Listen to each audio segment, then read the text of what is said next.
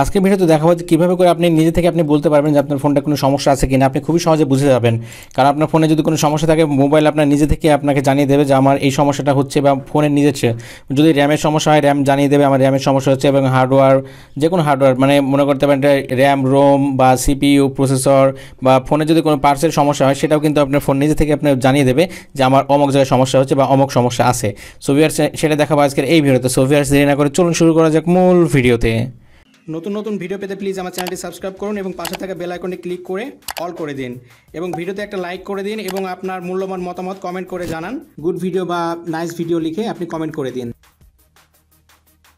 হ্যাঁ ভিউয়ার্স, এটা চেক করার জন্য খুবই একটা সিম্পল সিস্টেম, সিম্পল ট্রিক্স আছে। সেটা চেক করার জন্য আপনি আপনার ফোন কিন্তু আপনার সকলেই চেক করবেন এটা, কারণ আপনার ফোন চেক করলে আপনি বুঝতে পারবেন যে আপনার ফোনে কোনো সমস্যা হয়েছে কিনা। ফোন কিন্তু নিজে থেকে আপনার বলে দেবে যে আমার এই সমস্যা হচ্ছে বা এই ধরনের ব্যাপারটা আছে।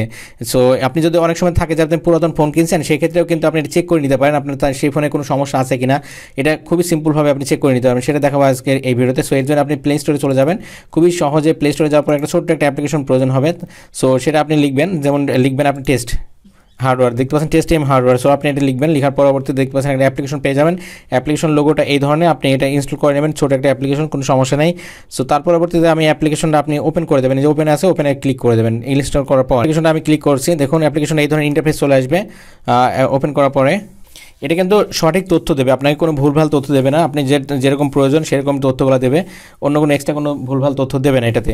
সো এর পরবর্তী দেখতে পাচ্ছেন এখানে অনেকগুলো অপশন চলে এসেছে।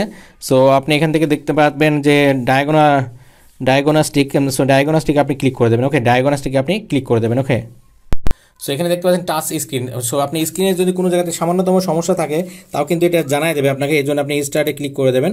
তার পরবর্তী আপনি এগুলো ফিল আপ করতে হবে, এগুলো চেপে ধরে আপনি এগুলো সবগুলো ফিল আপ করবেন। যে সবগুলো যদি ঠিক মতো হয় তাহলে আপনি বুঝবেন আপনার টাচে, আপনার যে ফোনটা ইউজ করেন বা যে যদি ফোন কিনতে চান সেটা টাচে কোনো প্রকার সমস্যা নেই। সো দেখতে পাচ্ছেন টাচ আমার ওকে আছে। তারপর আবার স্টার্টে ক্লিক করবো। এখন পাঁচ মানে আপনি এই যে ডবল ফিঙ্গার যেটা ঠিক আছে কিনা আপনাকে দেখাচ্ছে, এইভাবে ধরে এসে আপনাকে মাঝখানে দিয়ে দিতে হবে, মানে যে দেখাই দিচ্ছে এটা ঠিক আছে। এখন টেস্ট হবে মাইক্রোফোন, আপনার ফোনে মাইক্রোফোন মানে যেটা আপনি কথা বলেন এয়ারফিসটা এটাকে বলা যায় না, সরি এটা মাইক্রোফোনটা আপনার ঠিক আছে কিনা, আপনি মাইক্রোফোনটা অবশ্যই চেক করবেন। তার জন্য স্টার্টে ক্লিক করবেন, করার পরে দেখুন আপনাকে একটা সংখ্যা বলা হবে, হ্যালো লিখতে বলা হবে, যে হ্যালো বলেন।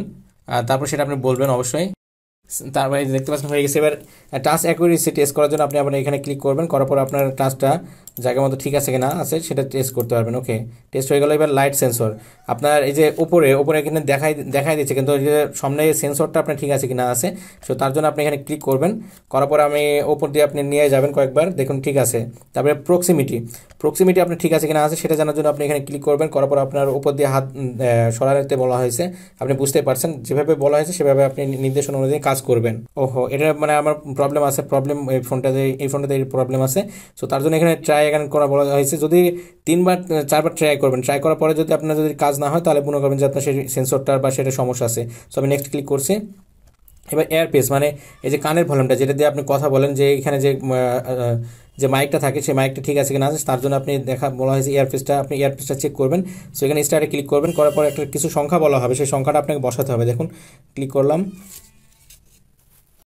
4 7 7 আমাকে বলা হয়েছে 477। সো আমি দিয়েছি, তার মানে ঠিক আছে। এবার লাউড স্পিকারটা চেক করার কথা বলা হয়েছে, লাউড স্পিকার যেটা থাকে সেটা চেক করার জন্য আপনি আবার স্টার্টে ক্লিক করবেন।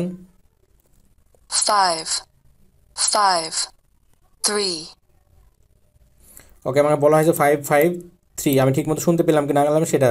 এখন বলা হয়েছে অ্যাক্সেলেরোমিটার ঠিক আছে কিনা। অ্যাক্সেলেরোমিটার বলতে অনেক সময় গেম খেলার জন্য যেটা প্রয়োজন হয়, যে আপনি কাজ করলে অটোমেটিক্যালি ঘুরে যায় রোটেট বা পোর্ট্রেট করার জন্য, সেটা আপনার ঠিক আছে কিনা হচ্ছে। মোবাইল এইভাবে নাড়াতে হবে, নাড়ালে দেখবেন আপনি ঠিক আছে কিনা আছে। সো আমি স্টার্টে ক্লিক করলাম, দেখুন আমি নাড়াচ্ছি ফোনটা, একবার এদিকে কাজ করবেন ওদিকে কাজ করবেন, উপর নিচে নাড়াবেন, আপনাকে দেখাই দেওয়া হয়েছে ঠিক আছে। এবার জাইরোস্কোপ ঠিক আছে কিনা সেটার জন্য আপনি ফোনটা আবার কাজ করবেন বা এদিকে কাজ করবেন, নড়াবেন জোরে জোরে, তাহলে আপনাকে বলা দেওয়া হবে যে আপনার ফোনটা ঠিক আছে হবে। এখানে দেখতে পাচ্ছেন লেখা আছে 24টা আপনি টেস্ট করতে হবে, তার ভেতরে আমার 16টা হয়েছে। সো এভাবে করে আপনি খুবই সহজে আপনি যতবার টেস্ট আসবে সেগুলো করে নেবেন, তাহলে নইলে ভিডিওটা বড় হয়ে যাচ্ছে। সো এভাবে করে আপনি চাইলে খুবই সহজে আপনার ফোনটা চেক করে নিতে পারবেন। আর আপনার কয়টা ভালো আছে না আছে এখানে দেখতে পাচ্ছেন লিস্ট চলে এসেছে, কিন্তু টাচ স্ক্রিন ঠিক আছে, পাঁচ ঠিক আছে, মাইক্রোফোন ঠিক আছে, আছে, এখানে এটা আমার প্রক্সিমিটিটা প্রবলেম আছে, সেটা দেখতে পাচ্ছেন ক্রস চিহ্ন চলে এসেছে।